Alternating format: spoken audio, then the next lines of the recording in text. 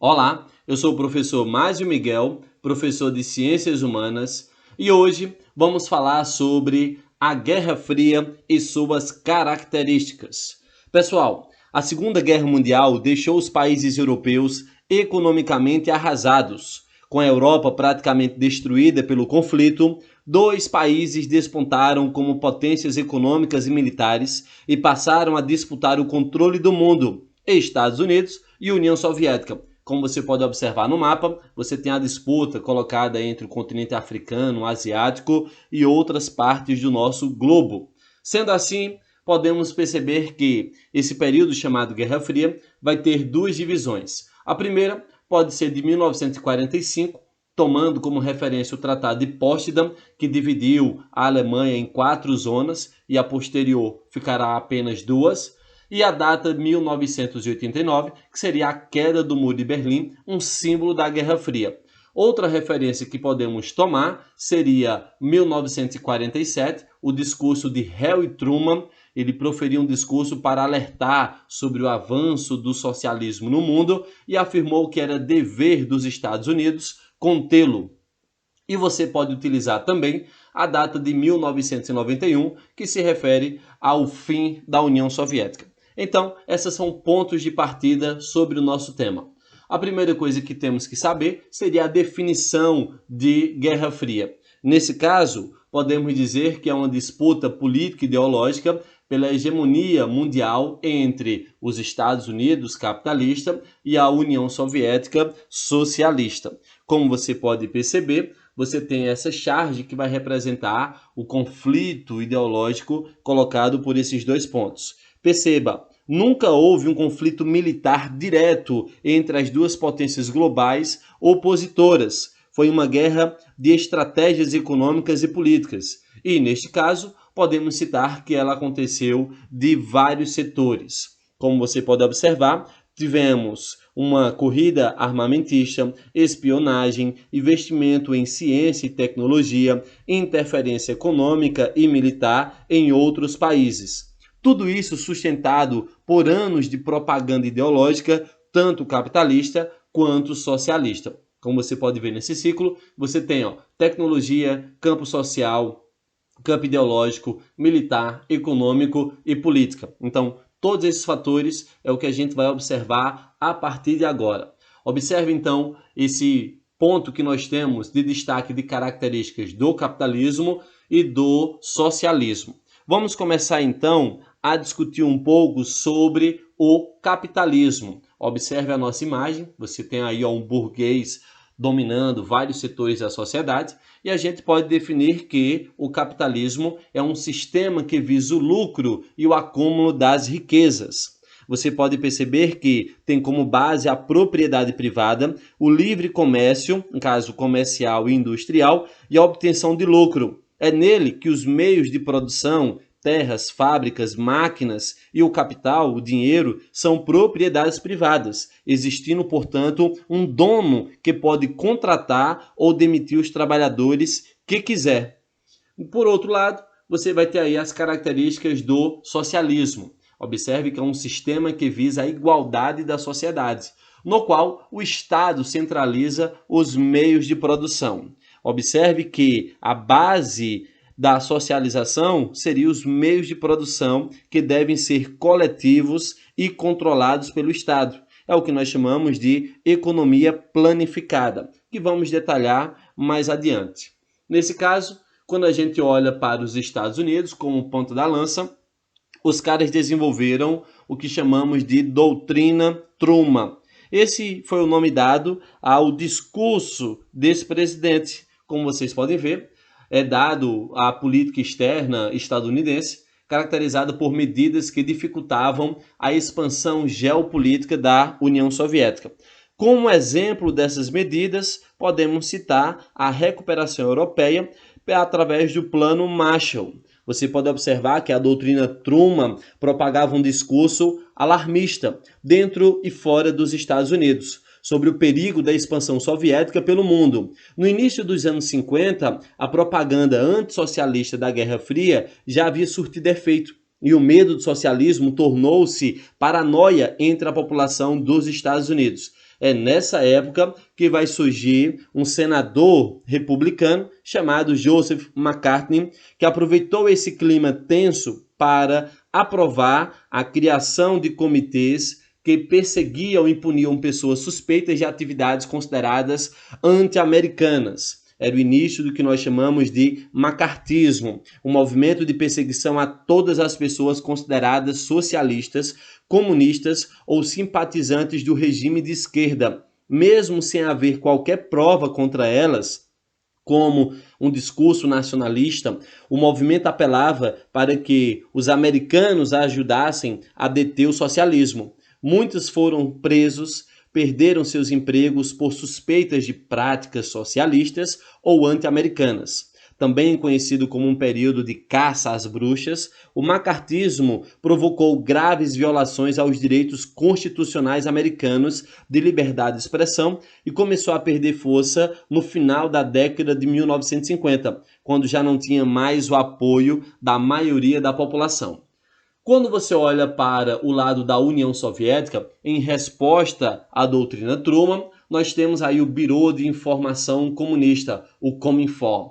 E a partir dele, nós temos a ideia de Andrei Zhdanov, que propunha o mundo fosse dividido em dois campos: o imperialismo, liderado pelos Estados Unidos, e democrático, liderado pela União Soviética. Pessoal, essa teoria de Zhdanov, também conhecida como teoria de dois campos, foi utilizada como pretexto para o Partido Comunista Soviético dinamizar sua influência nos países a leste europeu, tornando-os satélites soviéticos. A teoria dos dois campos é lançada na Polônia numa reunião do Bureau de Informação Comunista, sendo uma réplica do Plano Marshall, que era o auxílio econômico à Europa. Podemos perceber que essa teoria foi uma clara resposta da União Soviética à política da doutrina Truman. Tal teoria servia, assim, a dois propósitos. O primeiro, o de manter a população soviética unida em torno da doutrina stalinista, abafando de modo eficaz qualquer tipo de revolta contra o governo.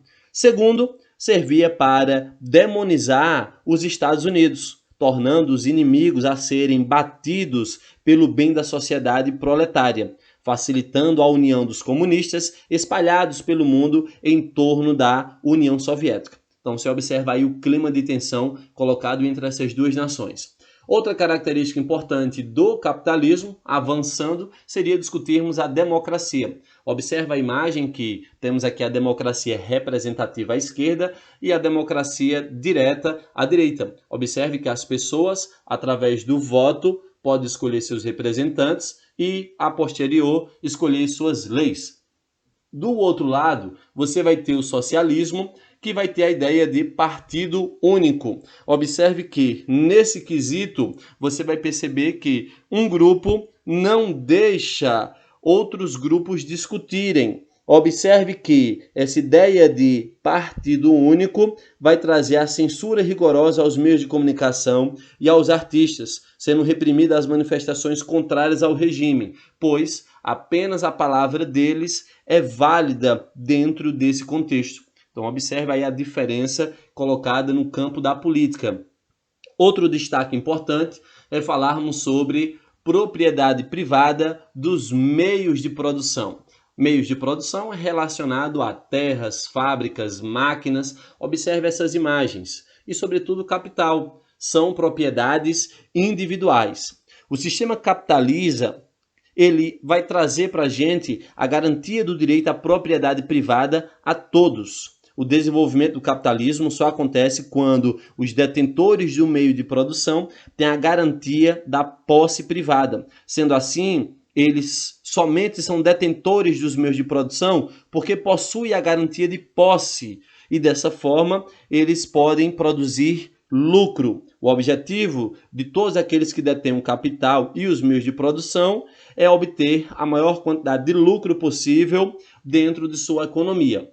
Por outro lado, quando você olha para o socialismo, você vai ter essa ideia de os meios de produção serem propriedades coletivas e controladas pelo Estado, trazendo aqui destaque para o nome de propriedades coletivas. Esse é um ponto de destaque para a gente. É o que a gente vai observar pelo nome de economia planificada. Ou seja, a produção é voltada para o mercado. Aliás, não é voltada para o mercado, mas sim para responder às demandas da população identificadas pelo Estado, que é responsável por planejar a produção. O outro ponto que temos de muito destaque é falarmos sobre a livre economia. Nesse caso, observe que no capitalismo distribui bens e serviços de acordo com a lei de oferta e procura. Observe que a regulamentação do Estado é feita pelo liberalismo econômico, isto é, com pouca ou nenhuma intervenção do Estado. Esse processo ocorre por meio da oferta e procura, que regula os preços e os estoques das mercadorias.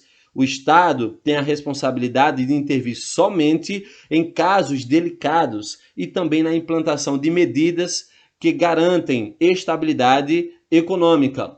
Por outro lado, você vai ter o socialismo trazendo a economia controlada pelo Estado. É o que nós chamamos de planificação econômica.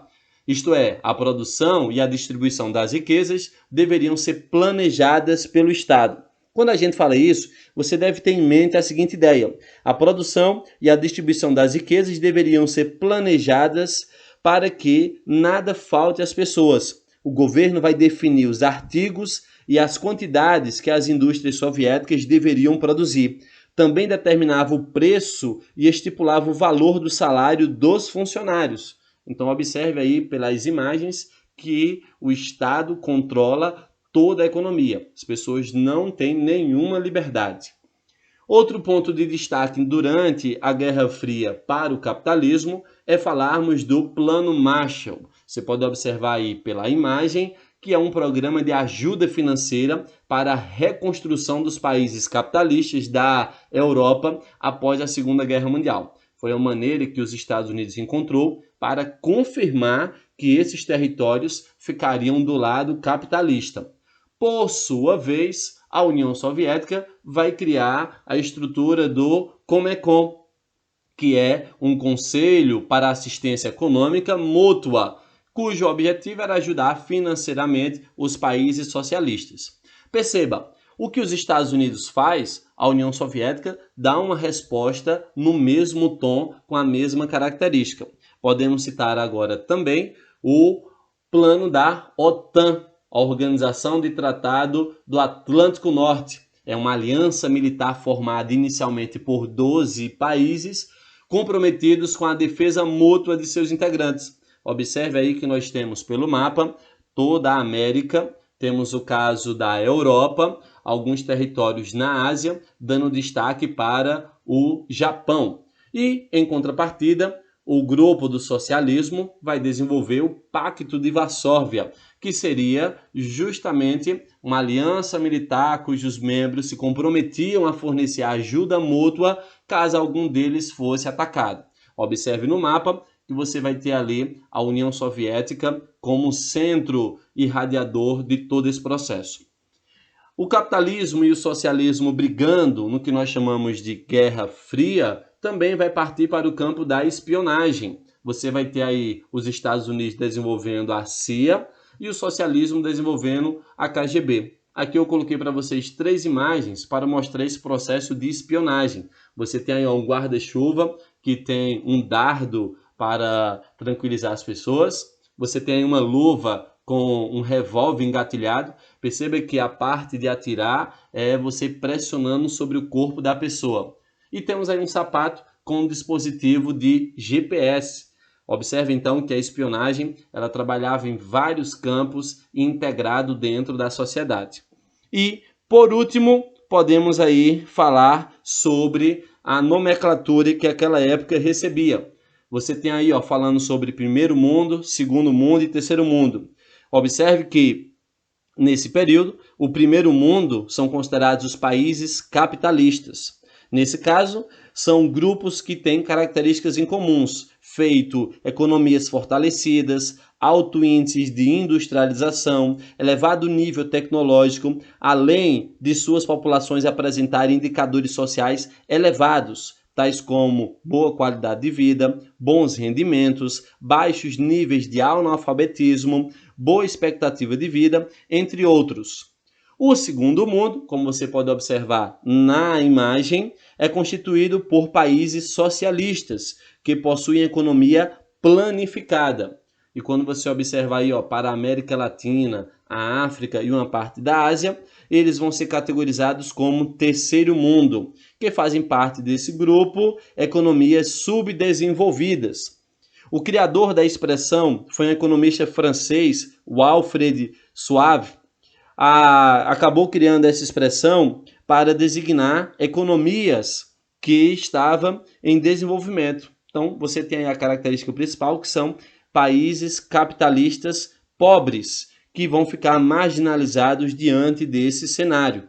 Então, essa vai ser uma designação colocada para esses grupos. Observe então, pessoal, que o período da Guerra Fria vai trazer características importantes, tanto para o capitalismo quanto para o socialismo.